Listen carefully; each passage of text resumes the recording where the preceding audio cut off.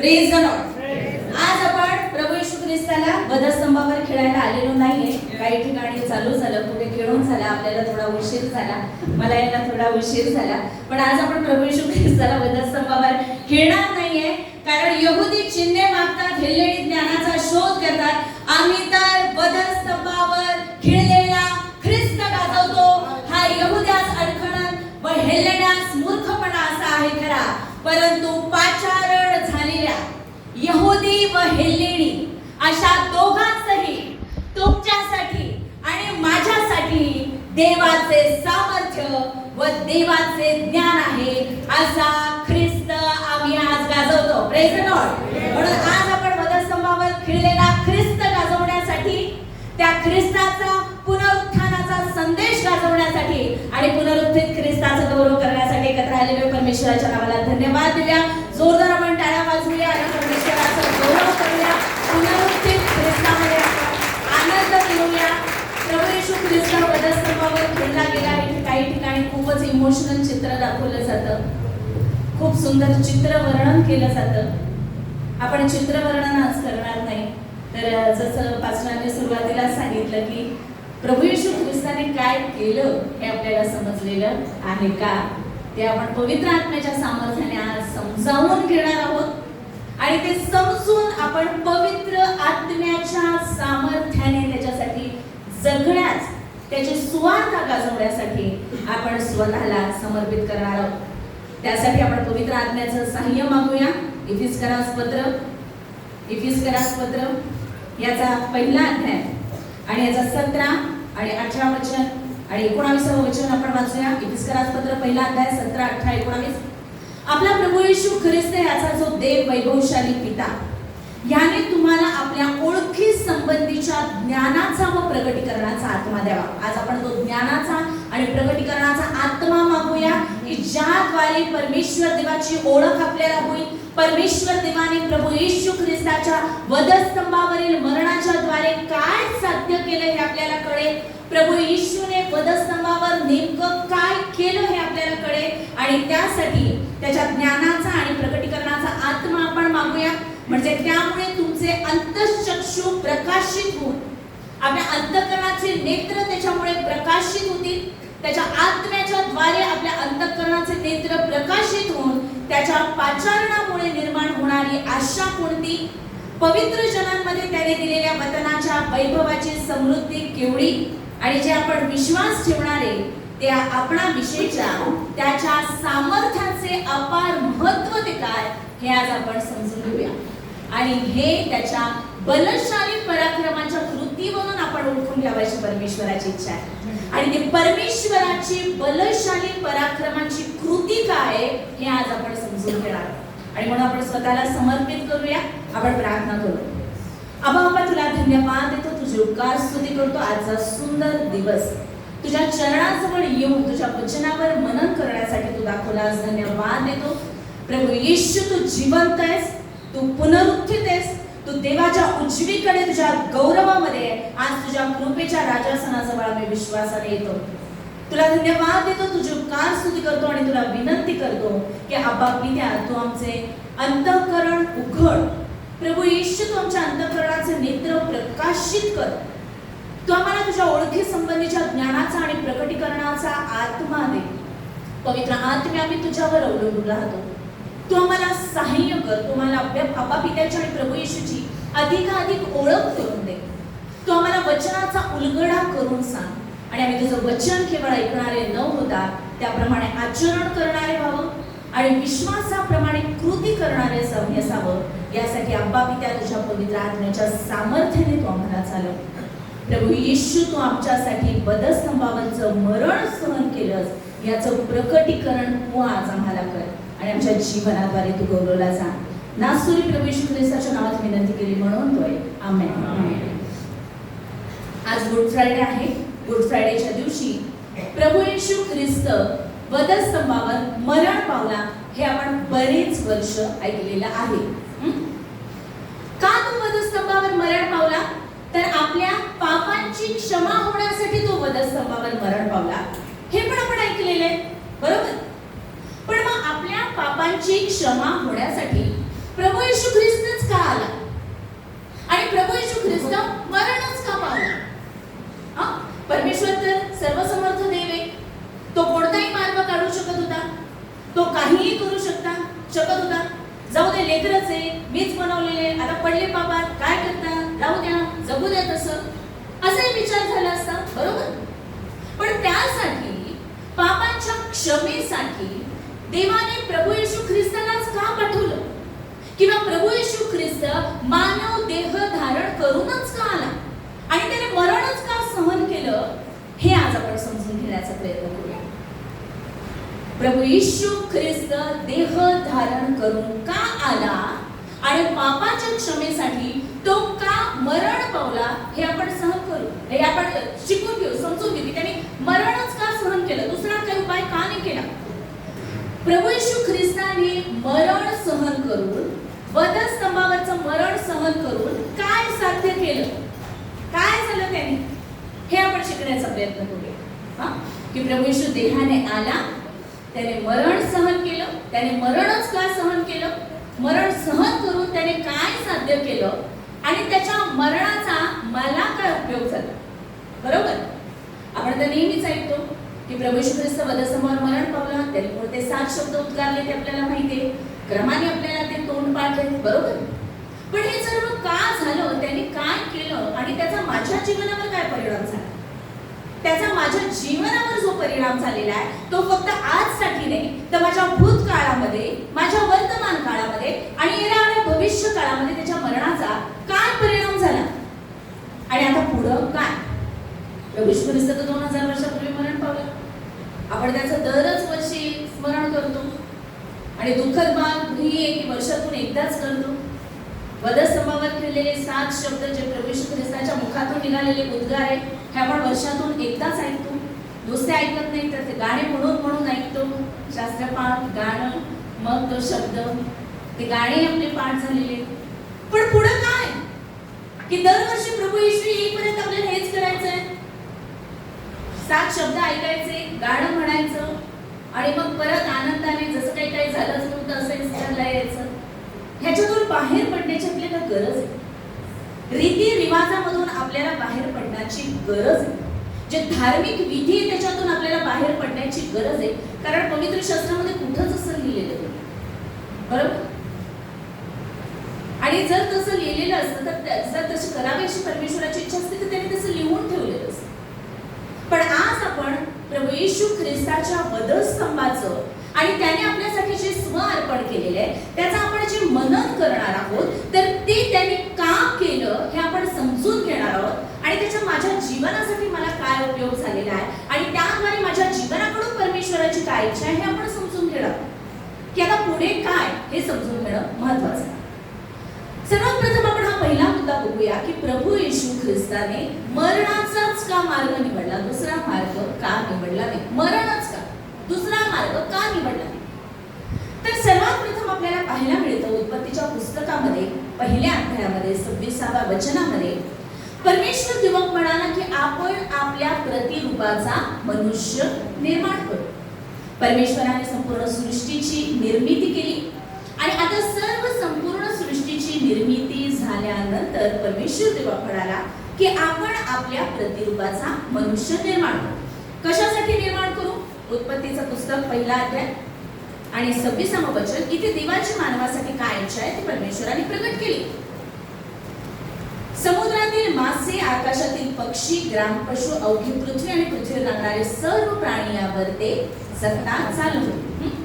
परमेश्वराने मानवाची निर्मिती केली. परमेश्वराने मानवाला स्वतःच्या प्रतिरूपाचं निर्माण केलं. जेव्हा परमेश्वराने मानवाला स्वतःच्या प्रतिरूपाचं निर्माण केलं तेव्हा आपल्याला हे समजून घेणं गरजेचं आहे की योहान 4:24 मध्ये प्रभू येशू ख्रिस्त म्हणतो की देव आत्मा आहे, देव आत्मा आहे. आणि जेव्हा परमेश्वराने त्याच्या प्रतिरूपाचा मनुष्य निर्माण केलेला आहे तेव्हा तो आत्मा असा निर्माण केलेला आहे. नर आणि नारी अशी ती निर्माण केलेली आहे आणि ह्या मानवाचं शरीर परमेश्वराने मातीपासून घडवलेलं आहे. मानवाचं शरीर परमेश्वराने मातीपासून घडवलेलं आहे. आधी आत्म्यामध्ये परमेश्वराने नर आणि नारी अशी ती निर्माण केली, ते शरीर त्या आत्म्यासाठी निर्माण केलं.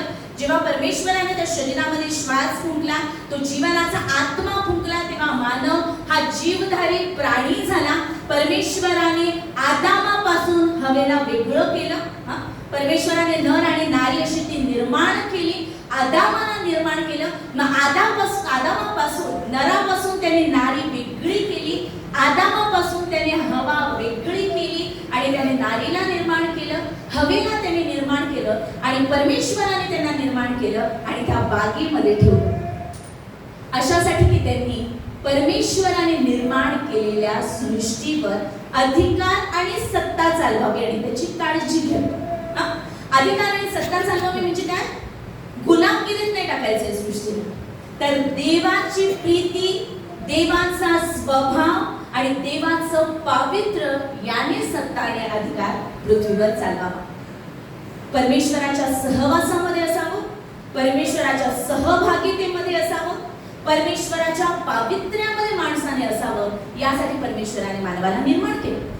तेव्हा कोणत्याही प्रकारचा शाप नव्हता. परमेश्वराच्या सहवासामध्ये पूर्ण आनंदामध्ये मानव होता, पूर्ण शांतीमध्ये होता, आशीर्वादामध्ये होता आणि एवढंच नाही तर कोणते कष्ट नव्हते. कष्ट नव्हते. आयतं जेवण तयार होतं. परमेश्वराने 29व्या वचनामध्ये सांगितलं, आधी सत्ता आणि अधिकार दिला आणि मग अन्न पण दिलं की हे सगळं तुम्हाला अन्न म्हणून देतो. कष्ट नव्हते, त्रास नव्हता, अन्न खाण्यासाठी कष्ट करावे लागत नव्हते. तर आपण बघतो की परमेश्वराने त्याच्या प्रतिरूपाचा मानव निर्माण केला. या मानवाला त्याने अधिकार दिला, सत्ता दिली आणि परमेश्वराच्या आशीर्वादात, अधिकारामध्ये, पावित्र्यामध्ये आणि विसाव्यामध्ये मानवाने राहावं यासाठी परमेश्वराने मानवाला तिथे ठेवलं. पण हे करत असताना परमेश्वराने मानवाच्या इच्छा स्वातंत्र्याचा ताबा घेतला नाही. परमेश्वराने मानवाला स्वातंत्र्य दिलं की ज्या झाडाचं फळ खायचं ते तू यथेच्छ खा. खाण्यापिण्यावर बंधन ठेवलं नाही. शुगर वाढणार नाही, कोलेस्ट्रॉल वाढणार नाही. खा, यथेच्छ खा. ठीक आहे का? कारण तोपर्यंत पाप नव्हतं, खाण्यापिण्यावर बंधन नव्हतं, यथेच्छ खा. पण ते इच्छा स्वातंत्र्य मानवाला देत असताना परमेश्वराने त्याला एक आज्ञा दिली की बागेच्या मध्यभागी परमेश्वराने 2 झाडं लावले होते की एक जीवनाचं झाड आणि एक बऱ्या वाईटाचं ज्ञान करून देणारं झाड. तर त्या बऱ्या वाईटाचं ज्ञान करून देणाऱ्या झाडाचं फळ खाऊ नको असं परमेश्वराने त्याला सांगितलं. जीवनाच्या झाडाचं फळ खाऊ नको असं सांगितलं होतं का? नाही, कारण मानवाला जीवनासाठीच निर्माण केलेलं होतं. मानव अनंत काळासाठी जिवंत राहावा याच्यासाठीच निर्माण केलेलं होतं. म्हणून जीवनाच्या झाडाचं फळ खाण्याचा न खाण्याचा प्रश्नच येत नव्हता. पण फक्त बऱ्या वाईटाचं ज्ञान करून देणाऱ्या झाडाचं फळ खाऊ नको असं परमेश्वराने सांगितलं होतं. पण तिथेही परमेश्वराने त्याला इच्छा स्वातंत्र्य दिलेलं होतं. आणि मग आपण बघतो परमेश्वर त्यांना म्हणाला की खाशील तर खास मरशील, खाशील तर खास मरशील. आता हे समजून घेत असताना की खाशील तर खास मरशील म्हणजे हे मरण कुठे येणार होतं हे समजून घेणं फार गरजेचं आहे. आणि त्यासाठी मानव काय आहे हे समजून घेणं गरजेचं आहे. थेसलोनिकरास पत्र, पहिलं पत्र 5वा अध्याय आणि 23वा वचन सांगतं. थेसलोनिकरास पहिलं पत्र 5वा अध्याय आणि 23वा वचनामध्ये मानवाचा जो उल्लेख केलेला आहे पाऊलाने, तेव्हा तो असं म्हणतो की तुमचा आत्मा, जीव आणि शरीर. काय शब्द वापरलेले आहे त्याने माणसासाठी? आत्मा, जीव आणि शरीर. आणि याच्यावरून आपल्याला कळतं की परमेश्वराने मानवाला निर्माण केलेले आहे तर ते फक्त शरीर निर्माण केलेलं नाहीये किंवा नुसताच आत्मा निर्माण केलेला नाहीये, तर आपल्याला आत्मा आहे. आपण परमेश्वराच्या प्रतिरूपाचा आहे, म्हणजे आपला आत्मा परमेश्वराच्या प्रतिरूपाचा आहे. आणि या आत्म्यासाठी परमेश्वराने शरीर तयार केलेले आहे की जे शरीर आपल्या आत्म्याचं घर आहे. आपण म्हणजे शरीर नाहीये, तर आपला जो आत्मा आहे, जो आपण जे आहोत, आपल्याला राहण्यासाठी शरीर हे घर परमेश्वराने निर्माण केलेलं आहे. आणि आपल्याला मन दिलेलं आहे. मन दिले. आत्मा परमेश्वराच्या प्रतिरूपाचा आहे, शरीर हे परमेश्वराने मातीचं घडवलेलं आहे. आणि मन जे आहे, या मनामध्ये आपल्या इच्छा आहे, आपले विचार आहेत आणि आपल्या भावना आहेत की जे आपण शिकतो. माइंड मध्ये काय? मन म्हणजे जीव, म्हणजे मन, माइंड, त्याच्यामध्ये इंटेलेक्ट, इमोशन आणि विल, म्हणजे आपली बुद्धी आहे, आपल्या इच्छा आहे आणि आपल्या भावना. हा मनाचा भाग आहे. आपल्याला समजतंय, शिकतो आपण काहीतरी. पुष्कळ वेळा काय होतं की आपल्याला आत्मा आहे हे आपल्याला लक्षातच नसते. आपण फक्त शरीरासाठी जगतो, शरीराने जगतो. शरीराने जे काही आपल्याला दिसतं, आपल्याला ऐकू येतं, जे काही 5 ज्ञानेंद्रियांनी आपल्याला कळतं, डोळे, नाक, त्वचा, जीभ, मग कान, ह्या गोष्टीने जे आपल्याला कळतं, आपल्याला जे समजतं, शरीराने जे आपल्याला समजतं, त्याचा आपण विचार करतो. जे आपल्याला ज्ञानेंद्रियांनी कळतं, ज्याचा आपल्या शरीरावर परिणाम होतो, त्याचा आपण मनात विचार करतो. बरोबर? त्याचा आपण मनात विचार करतो आणि मनात विचार करून शरीराद्वारेच त्याला प्रतिक्रिया देतो. लक्षात येते? मनात आपण त्या गोष्टींचा विचार करतो. समजा कोणीतरी मला काहीतरी बोललं, हे मला ऐकू आलं. आता माझ्या मनात मी तो विचार केला की अरे ही व्यक्ती मला असं बोलली, आणि मग आता पुढे ती मला जर असं बोलली तर मी तिला कसं बोलेल, हा विचार कुठे झाला?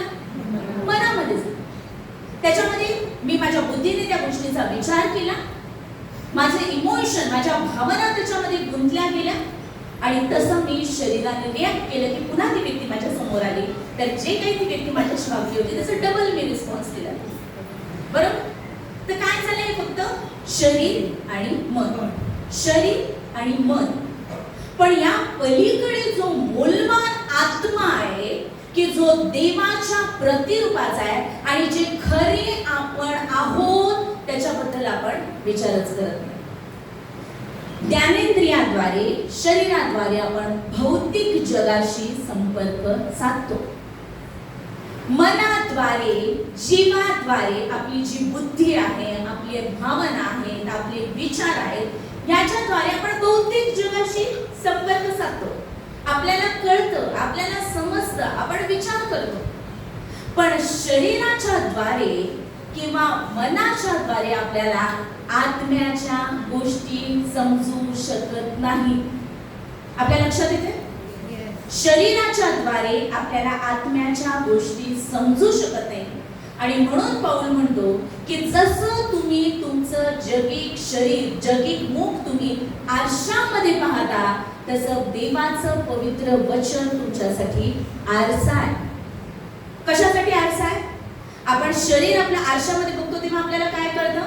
आपला रंग कळतो, पावडर व्यवस्थित लावलेला आहे, लिपस्टिक व्यवस्थित लावलेली आहे, कपडे व्यवस्थित घातलेले, पण तरी पण ते कसं दिसतं? उलटं दिसतं. बरोबर? आपल्याला ठाऊक आहे, डावी बाजू उजवीकडे, उजवी बाजू डावीकडे असं दिसतं आपल्याला. बरोबर? पण तरी पण जे दिसतं ते आपण खरं मानतो. ओके? तसंच आपल्या आत्म्यामध्ये ज्या गोष्टी आहेत, आपल्या आत्म्यामध्ये ज्या गोष्टी आहेत, त्या आपल्याला आपल्या शरीराने कळू शकत नाही, आपल्या मनाने त्या कळू शकत नाही, तर त्या फक्त आपल्याला परमेश्वर देवा प्रगट करू शकतो, आणि ते त्याच्या पवित्र वचनाद्वारे. म्हणून ते पवित्र वचन आपल्यासाठी आरसा आहे. आपल्यासाठी आरसा आहे, म्हणजे आपल्या आत्म्यामध्ये काय आहे, आपल्या आध्यात्मिक गोष्टी काय हे समजण्यासाठी आपल्याला पवित्र शास्त्राची, देवाच्या वचनाच्या आरशाची गरज आहे. आणि जे आपण वाचत आहोत ते समजण्यासाठी, त्याचा नेमका अर्थ काय हे कळण्यासाठी आपल्याला पवित्र आत्म्याची गरज आहे. कारण पवित्र आत्म्याने हे वचन लिहून घेतलेले आहे, परमेश्वराच्या प्रेरणेने, पवित्र आत्म्याच्या प्रेरणेने हे वचन लिहिलं गेलेलं आहे, आणि ज्याने लिहिलं तोच ते आपल्याला समजून सांगू शकतो. बरोबर? बाकीच्यांनी किती तर्क वितर्क केले त्याच्यावर, तरी ते आपली जी बुद्धी आहे, आपलं जे मन आहे, त्याने आपण हे समजू शकत नाही. आणि म्हणून पाऊल म्हणतो की तुम्ही देवाकडे मागा, की तुमचा जो सर्व समर्थक पिता आहे त्याच्याकडे तुम्ही मागा, म्हणजे तो तुम्हाला त्याच्या ओळखी संबंधीच्या ज्ञानाचा आणि प्रगटीकरणाचा आत्मा देईल. हे ज्ञान म्हणजे PhD नाही, थिओलॉजीचा कोर्स नाही. याचा अर्थ थिओलॉजीचा कोर्स करू नका असं नाही. शिका, करा, बुद्धीला तुमच्या ट्रेन करा, पण आपण आपल्या बुद्धीने पुस्तकं वाचून, डिग्र्या घेऊन हे समजू शकणार नाही. म्हणून प्रभू येशू म्हणतो की मी तुम्हाला दुसरा कैवारी म्हणजे पवित्र आत्मा देईन, तो तुम्हाला सर्व काही शिकवेल, तो तुम्हाला सर्व सत्यात नेईल, आणि तोच आपल्याला वचनाचा उलगडा करून देणार आहे. परमेश्वर म्हणतो की अभावी त्यांना जेवण मिळत नाही म्हणून होतं का? मग कशामुळे? ज्ञानाच्या अभावी का? कारण की सगळेच डॉक्टर इंजिनियर नाही आहेत म्हणून का? तर हे जे ज्ञान आहे हे जगाचं ज्ञान नाहीये, तर हे परमेश्वराचं ज्ञान आहे आणि त्याचा पवित्र आत्मा जो आहे तो ज्ञानाचा आत्मा आहे, तो समंजसपणाचा आत्मा आहे, तो सुज्ञानाचा आत्मा आहे आणि तो ह्या गोष्टी आपल्याला समजावून सांगतो. आलं आपल्या लक्षात? आपण आत्मा, जीव आणि शरीर आहोत. परमेश्वराने आपल्याला त्याच्या प्रतिरूपाचं निर्माण केलेलं आहे, पण पुष्कळ वेळा आपल्याला आत्मा आहे हेच आपल्याला माहित नसतं, आपल्या लक्षातच नसतं. आपण फक्त शरीर, मन जे आपल्याला देहाने कळतंय ते आणि डोळ्याने जे दिसतंय ते आणि मनात जे विचार आहे त्याच्याप्रमाणे चालतो. पण परमेश्वराची इच्छा आहे की आपण जे डोळ्याने दिसतं त्याप्रमाणे चालणारे असू नये, तर विश्वासाने चालणारे असावं. आपण देहाप्रमाणे चालणारे असू नये, तर आपण आत्म्याप्रमाणे चालणार असावं आणि त्या आध्यात्मिक गोष्टी, आत्म्याच्या गोष्टी समजून घेण्यासाठी आपल्याला पवित्र आत्म्याची गरज आहे आणि देवाचं वचन वाचण्याची गरज आहे. मग जेव्हा आपण हे बघतो की आपण आत्मा, जीव आणि शरीर आहोत आणि आदाम आणि हवा आत्मा, जीव आणि शरीर असे एदेन बागेत आहे आणि मग तिकडे सैतान आलेला आहे. सैतान तिथे आले. आता सैतानाने परमेश्वरावर विरुद्ध पाप केलं आणि त्याला खाली टाकून दिलेले. तो आधी देवदूत होता, नीतिमत्वाचा दूत होता, त्याला आता खाली टाकून दिलेले, तो सैतान झालेला आहे. आणि मग आता त्यांनी बघितलं की देव नीती आहे, मी वाईट वागलो, मी पाप केलं देवाच्या विरुद्ध, पण देव न्यायी पण आहे. देवाने काय केलं? मला खाली टाकून दिलं. मग त्यांनी बघितलं की देवाने आता काय कुणाला निर्माण केलेलं आहे? मानवाला निर्माण केलं. आणि परमेश्वर मानवावर काय करतोय? प्रीती करतोय. त्याच्यासाठी खाय प्यायसाठी एवढी व्यवस्था करून ठेवली, इतकी छान एदेन बाग लावली. असं म्हटलेलं की परमेश्वराने एदेन बाग लावली, म्हणजे जे काय आदामाला छान छान लागणार आहे खायला प्यायला, त्याला ऑक्सिजनसाठी वनस्पती वगैरे, ते सगळे बी पेरले परमेश्वराने, ते बी उगवले, त्याची झाडं तयार झाली आणि मग परमेश्वराने नेऊन त्याला तिथे ठेवलं. आणि एवढंच नाही तर तो त्याला भेटायला येत होता, त्याच्याशी तोंडोतोंड बोलत होता आणि इतकी प्रीती परमेश्वर मानवावर करत होता. मला सैतानाचं टार्गेट काय झालं? माणूस. की आता जर ह्या माणसाने पाप केलं तर परमेश्वर काय करेल? ह्याला पण काय करेल? दंड करेल.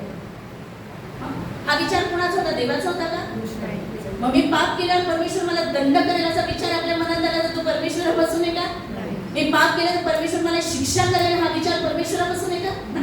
ती सैतानाची इच्छा होती की आता ह्या माणसाला जर मी पापात पाडलं तर हा माणूस परमेश्वराविरुद्ध पाप करेल, परमेश्वर न्यायी आहे, परमेश्वर नीतिमान आहे, त्याने मला खाली टाकलं, आता ह्या माणसाला पण तो खाली टाकून त्याला शिक्षा करेल, त्याला दंड करेल, त्याला मारून टाकेल, तर काय करेल?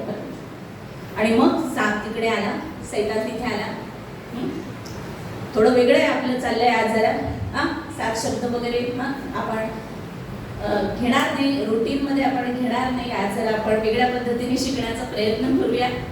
तर असं वाटू देऊ नका अजून प्रस्तावना झाली आणि मग 7 शब्द, एकेका तासाचा एक शब्द म्हणून आधीच सांगते. तर तसं काही नाहीये, आपण एकेका शब्दावर अर्धा तास बोलणार नाही, म्हणून काही रिलॅक्स राहा, अंतःकरणाचं नेत्र उघडून.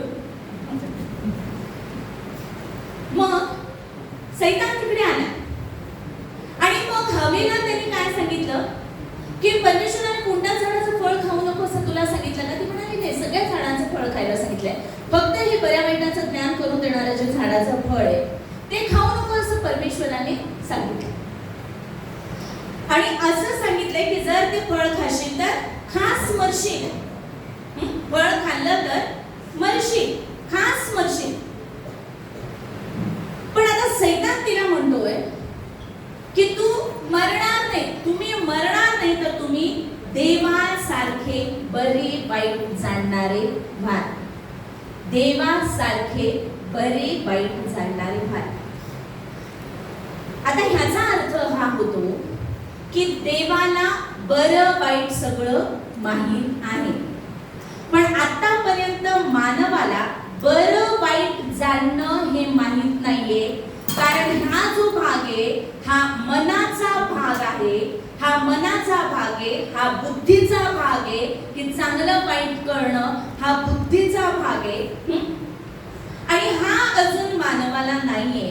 आणि सैतानाला हे माहितीये, कारण त्याला बरं वाईट जाणण्याचं काही गरजच नव्हती मानवाला, कारण सगळं बरंच त्याच्या समोर होतं, सगळं चांगलंच त्याच्या समोर होतं, सगळं उत्तम तेच त्याच्या समोर होतं. आणि त्याच्या इच्छा स्वातंत्र्याच्या बारे उत्तम निवड करण्यात त्याने करावी हीच परमेश्वराची इच्छा होती. पण आता सैतान असं म्हणतो की तुम्ही जर ते फळ खाल्लं तर तुम्ही मरणार नाही, तर तुम्ही देवासारखे बरे वाईट जाणणारे व्हाल. मग आता जेव्हा सैतानाने ही गोष्ट हवेच्या मनामध्ये घातलेली आहे, तेव्हा आपल्याला पाहायला मिळतं की हवेच्या मनामध्ये शंका आणि अविश्वास निर्माण झाला. परमेश्वराने सगळं उत्तम ते त्यांच्या समोर ठेवलेलं होतं, उत्कृष्ट जीवन ते जगत होते, परमेश्वराच्या सानिध्यात, पावित्र्यात, विसावामध्ये, सत्तेमध्ये, अधिकारामध्ये ते जगत होते.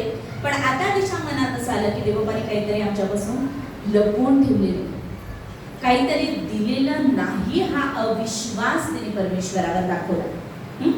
कुठं झालं हे पाप? तिने मनामध्ये तिने हे पाप केलं, मनामध्ये तिने हे पाप केलं. पापाची कृती हे पाप नाही. तिने फळ खाल्लं हे पाप नाहीये. तिने फळ खाल्लं म्हणून ती पापी नाही झाली. आपल्याला हे समजून घेणं फार गरजेचं आहे. तिने फळ काढून खाल्लं ही पापाची कृती आहे. त्याच्या आधी पापाने तिच्या मनामध्ये प्रवेश केला होता. पापाने आधी तिच्या मनामध्ये प्रवेश केला. आणि हे पाप काय? परमेश्वरावरचा अविश्वास. चोरी करणं हे पाप नाहीये, पण माझ्याकडे काही नाहीये आणि परमेश्वर माझा मेंढपाळ आहे याच्यावर माझा विश्वास नाहीये, परमेश्वर माझा गरज पुरवेल हा माझा विश्वास नाहीये, म्हणून ते पाप आहे, अविश्वास आहे, पाप माझ्या मनात आहे, म्हणून मी जाऊन चोरी करते. तर चोरी ही पापाची कृती येते आपल्या लक्षामध्ये की पाप जेव्हा आतमध्ये तेव्हा ती कृती होती. कृती केल्यामुळे आपण पापी ठरत नाही, तर आतमध्ये पाप आहे म्हणून आपण ती कृती करतो. आणि मला खूप दुःख झालं म्हणून मी जाऊन दारू प्यायलो, आणि मला नेहमीच दुःख होतं म्हणून मी नेहमीच दारू पितो. बरोबर का? कारण माझं दुःख दूर केले प्रभू येशूने हे मला माहितच नाही. माझं दुःख प्रभू येशू ख्रिस्ताने वधस्तंभावर घेतलेले हे मला माहितच नाही.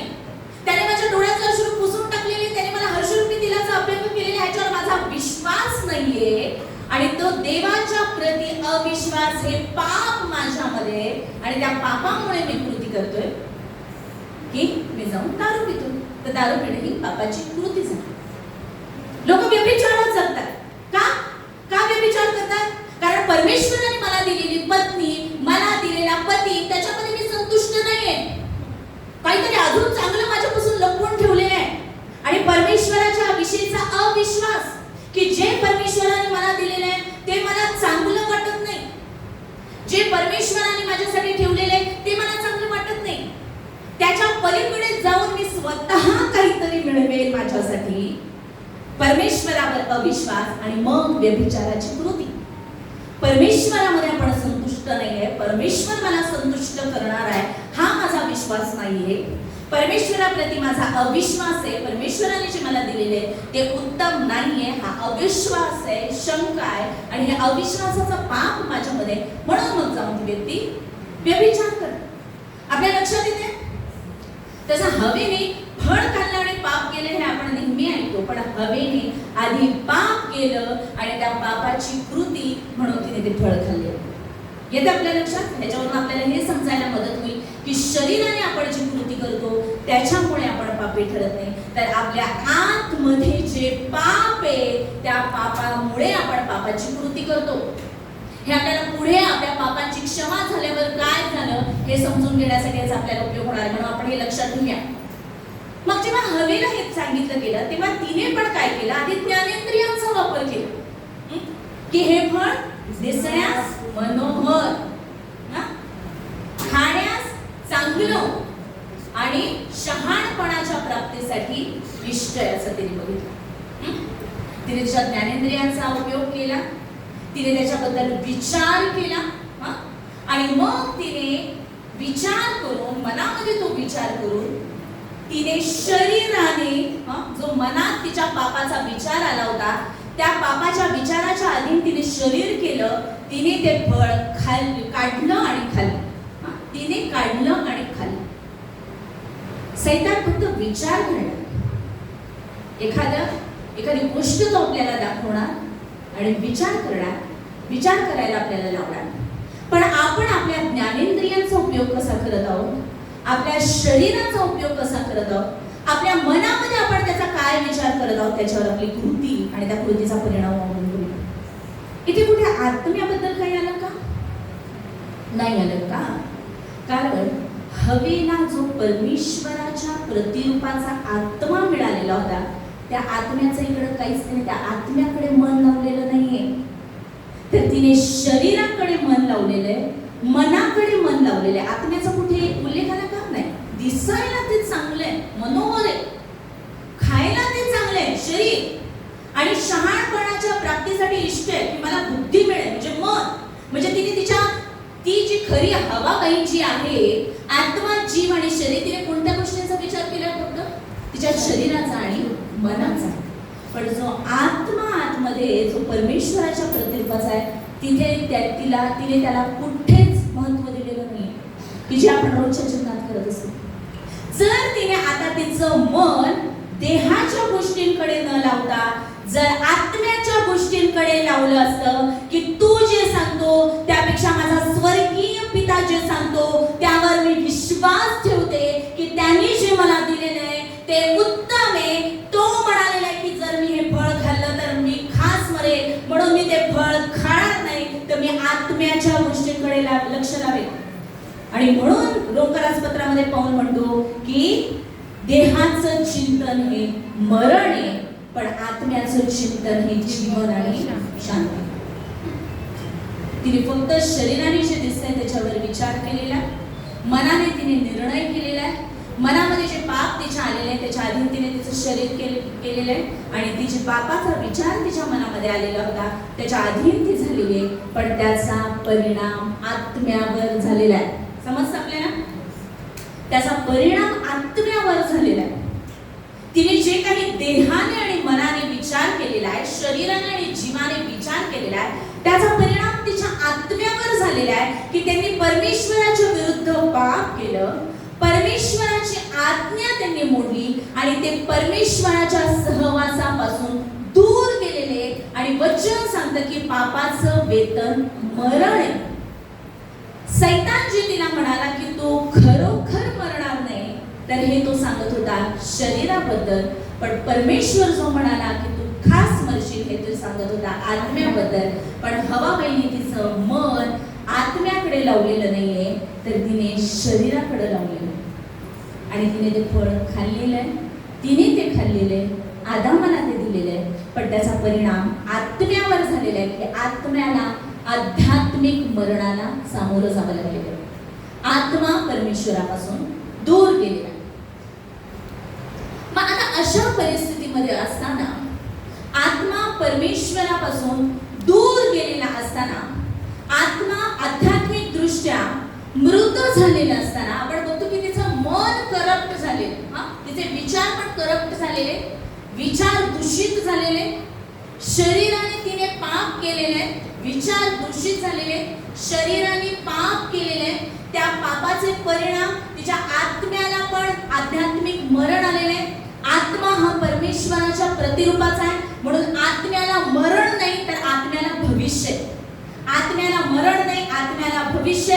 जर आत्म्याने आणि खरेपणाने परमेश्वराचा स्वीकार केलेला नाहीये, प्रभू येशूला वैयक्तिक तारणारा म्हणून स्वीकारलेला नाही, तर तो आत्मा अजूनही पापाच्या अधीन आहे, मरणाच्या अधीन आहे, आणि त्याचा शेवट नरक आहे.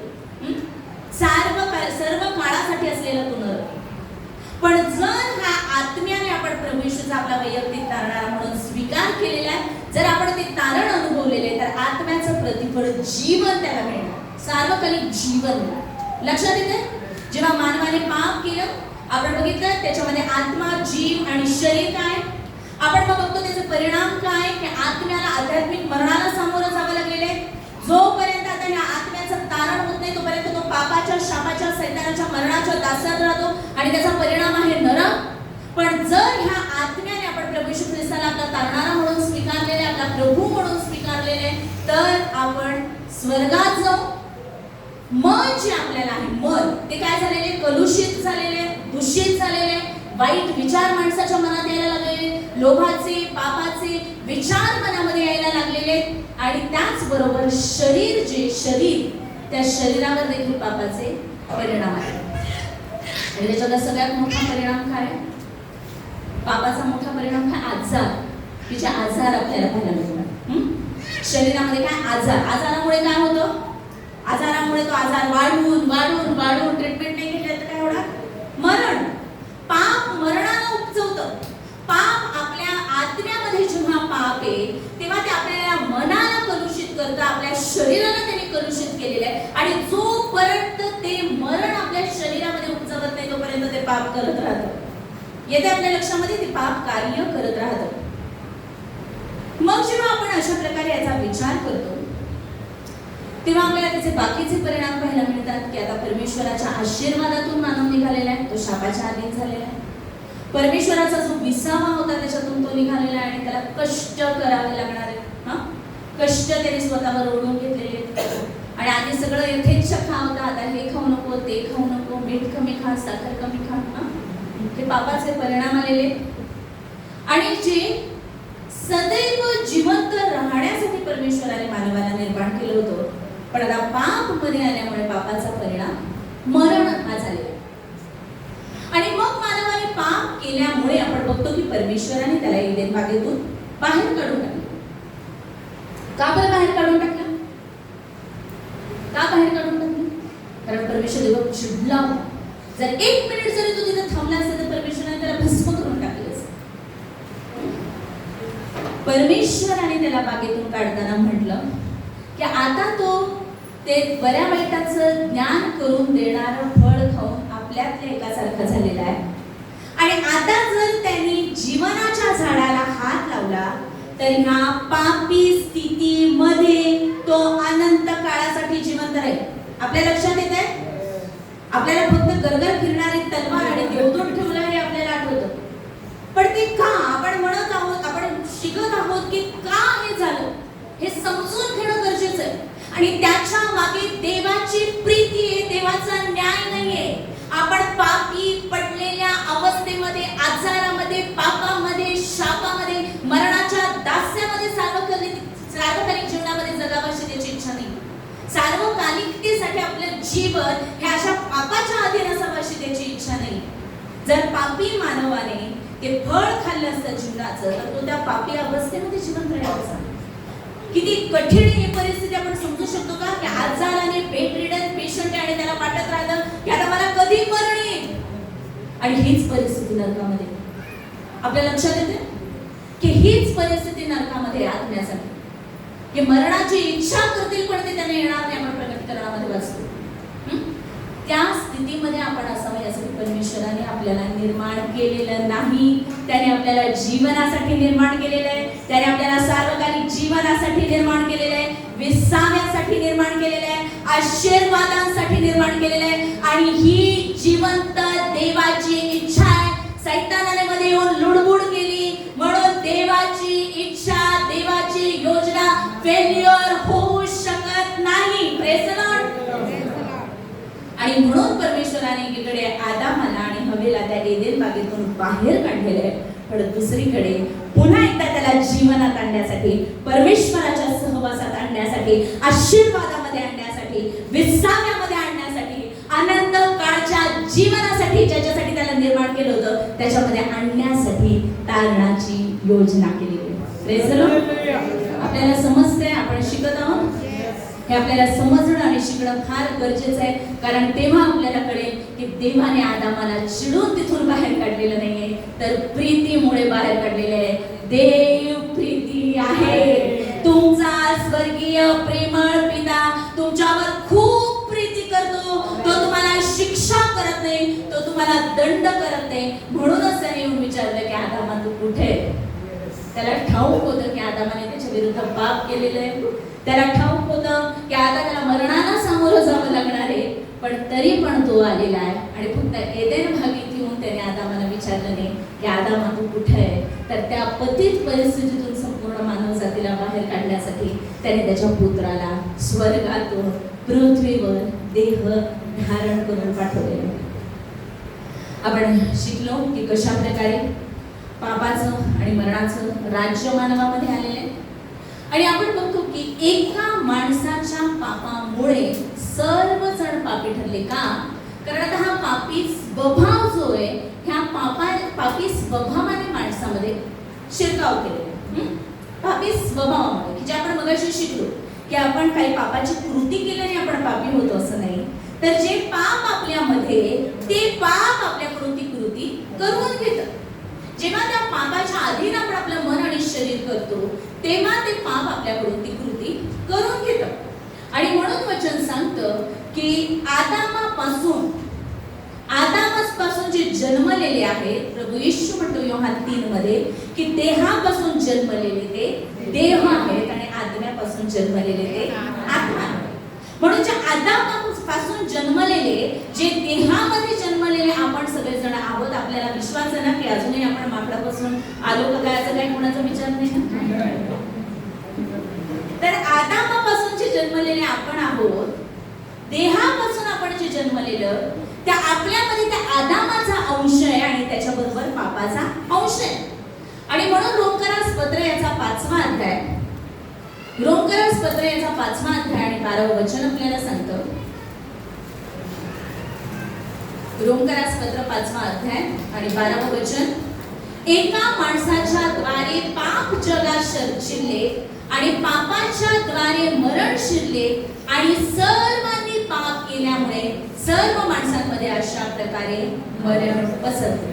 आपल्याला लक्षात की मरण एका माणसाच्या द्वारे सुरू झालं आणि आपण त्या एका माणसापासून निर्माण झालेले सगळे मानव जात आहोत. म्हणून ते मरण आपल्या सर्वांमध्ये पसरलं, ते पाप आपल्या सर्वांमध्ये पसरलं आणि त्या पापाच्या अनुवंशिकतेमुळे त्या एका माणसामुळे आपण पापी ठरलो. देवाने मानवाला जीवनासाठी निर्माण केलेलं होतं, प्रीतीत राहण्यासाठी, त्याच्या पावित्र्यात, अधिकारात, सत्तेत राहण्यासाठी त्याने निर्माण केलेलं होतं. पण मानवाने देवाची आज्ञा मोडलेली आहे आणि म्हणून परमेश्वराने त्याच्यासाठी एक नवीन योजना तयार केली. कारण देव प्रीती आहे, तो विश्वसनीय आहे, तो त्याच्या स्वभावाच्या विरुद्ध वागू शकत नाही. आणि म्हणून योहान 3:16 म्हणतो की देवाने जगावर एवढी प्रीती केली की त्याने आपल्या एकुलता एक पुत्र दिला, अशासाठी की जो कोणी त्याच्यावर विश्वास ठेवतो त्याचा नाश होऊ नये तर त्याला सार्वकालिक जीवन प्राप्त व्हावं. आपण बघितलं की कशा प्रकारे पाप आणि मरण या जगामध्ये काय आलं, पाप आणि मरण या जगामध्ये.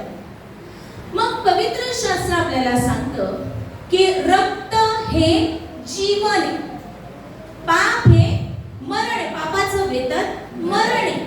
आणि पवित्र शास्त्र सांगतं की रक्त हे जीवन आहे. आणि मग जेव्हा आपण इब्रिकरास पत्र बघतो, इब्रिकरास पत्र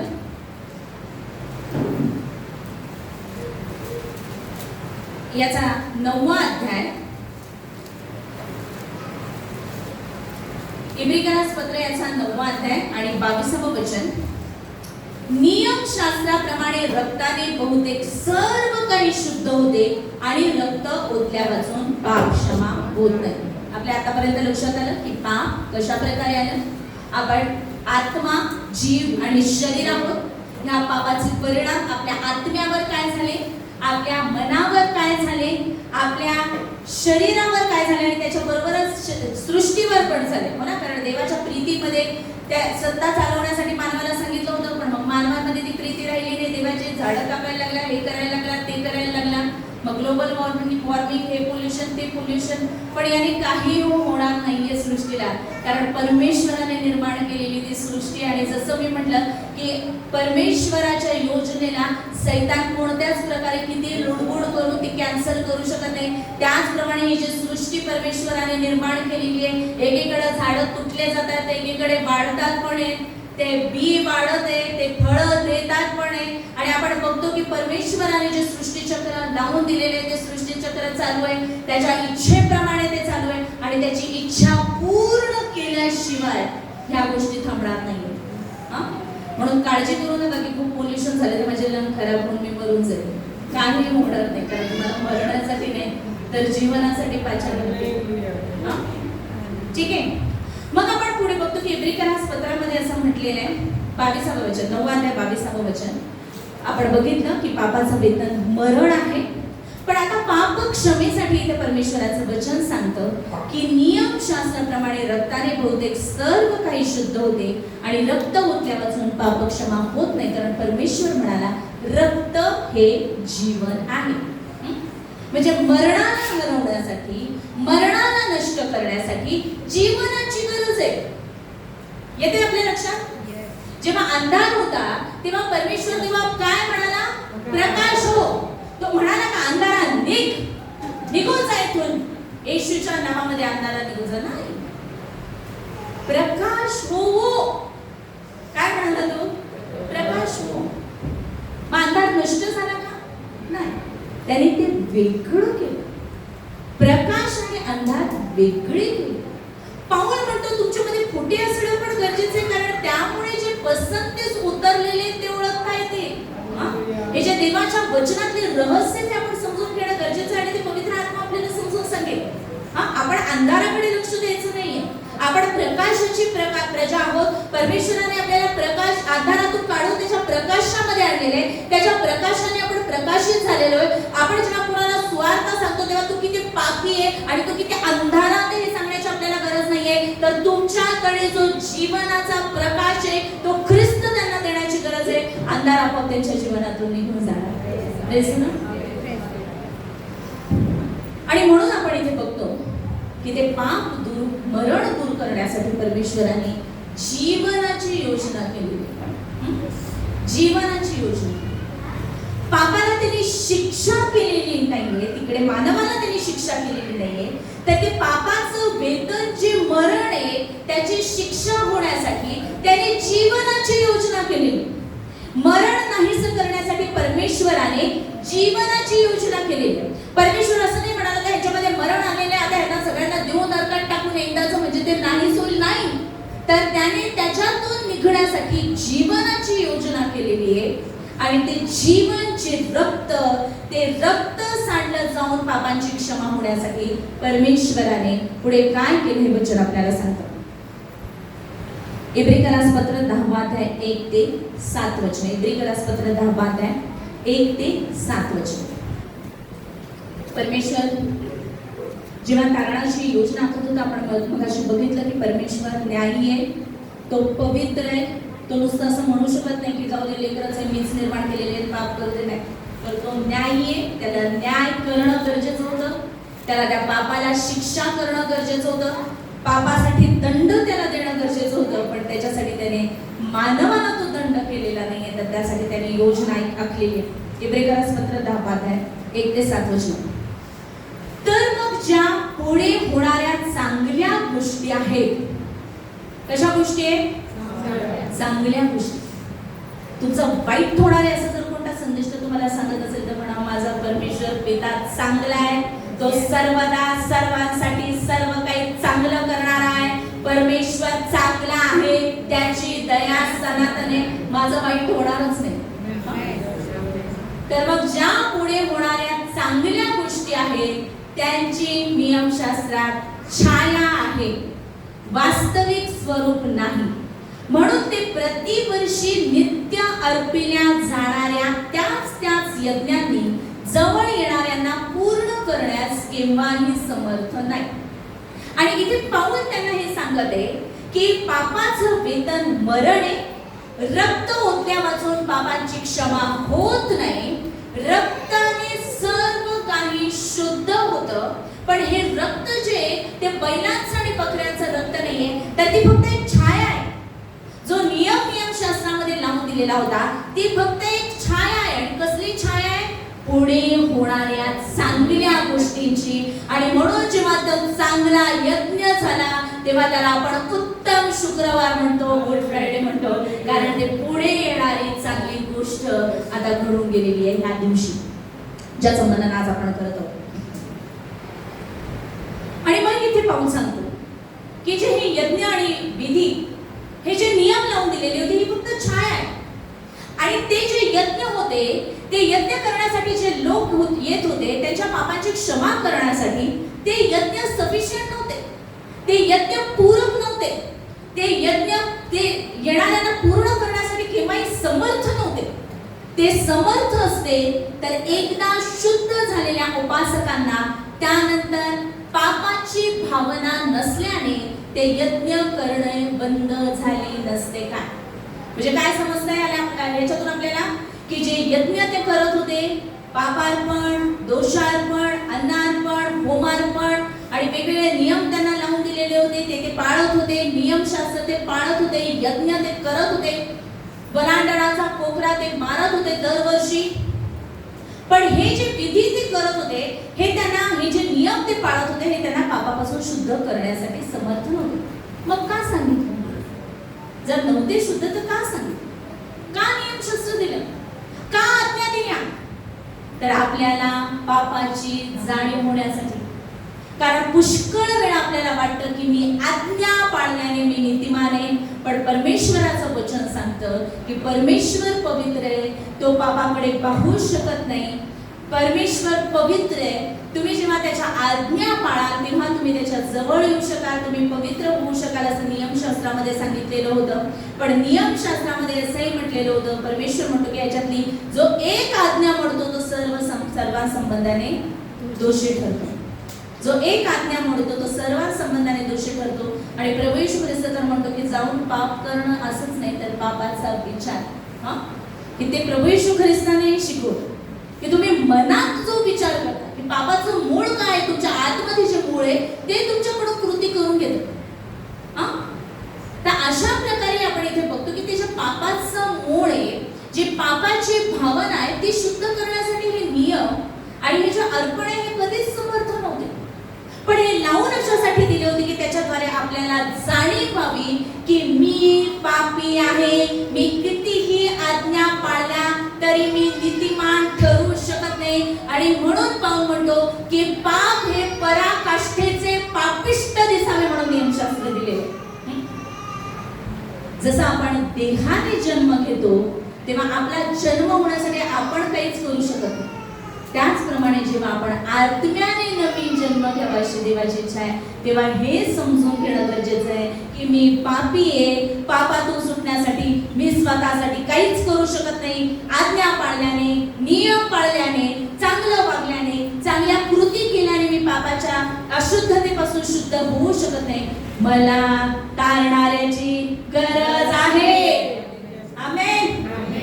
आणि यासाठी ते नियमशास्त्र देण्यात आलेले आहे की आपल्याला समजावं की मी स्वतःसाठी काही करू शकत नाही, माझ्या पापांची क्षमा होण्यासाठी मी काही करू शकत नाही, यज्ञ आणि अन्नार्पण अर्पण माझ्या पापांची क्षमा होऊ शकत नाही, की मला तारणाऱ्याची गरज आहे. मला हे समजावं की मला आत्म्याने जन्मण्यासाठी मी स्वतः काही करू शकत नाही, तर मला तारणाऱ्याची गरज आहे. मग पाऊल पुढे म्हणतो की ती पापाची भावना तशीच राहत होती, यज्ञ होत होते, परंतु त्या यज्ञामुळे वर्षानुवर्ष पापाची आठवण होते. येते आपल्या लक्षामध्ये पापाची आठवण होत आहे, कारण बैलांचे व बकऱ्यांचे रक्त पापे दूर करण्यास असमर्थ आहे. किती सुंदर रीतीने सोप्या भाषेमध्ये इकडे हे वचन पौलाने समजून सांगितलेले आहे. आणि ते समजण्यासाठी परमेश्वर देव आपल्याला सहाय्य करते की बैलांचं आणि बकऱ्यांचं रक्त पापे दूर करण्यासाठी असमर्थ आहे. म्हणून तो जगात येते वेळेस म्हणाला, प्रभू येशू ख्रिस्त म्हणाला,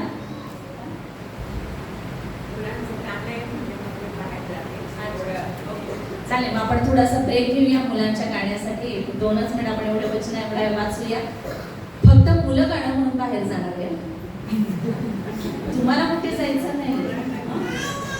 3 वाजेपर्यंत आपण थोडं उशिरा चालू केलं, तर उशिरापर्यंत ठीक आहे.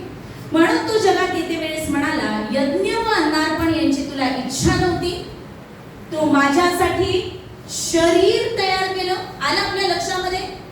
आपण शिकत आहोत की पाप कसं आलं, पापाचं वेतन मरण काय, त्या पापाचे परिणाम आपल्या आत्म्यावर, आपल्या जीवावर, आपल्या शरीरावर काय झालेले आहे. आणि आता त्याच्यापासून शुद्ध होण्यासाठी रक्त ओतलं जाण्याची का गरज आहे. आणि ते रक्त ओतल्या जाण्यासाठी ते बैलांचं आणि बकऱ्याचं रक्त नाही, तर ते पवित्र निर्दोष कोकऱ्याचं एका माणसाचं रक्त अर्पिलं जाण्याची गरज होती. आणि म्हणून परमेश्वर देवाने प्रभू येशूसाठी काय केलेलं आहे, शरीर तयार केलेलं आहे.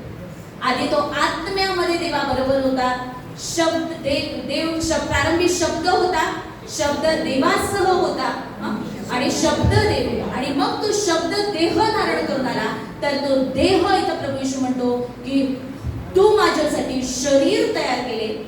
होमानी व पापाबद्दलच्या अर्पणाने तुला संतोष नव्हता.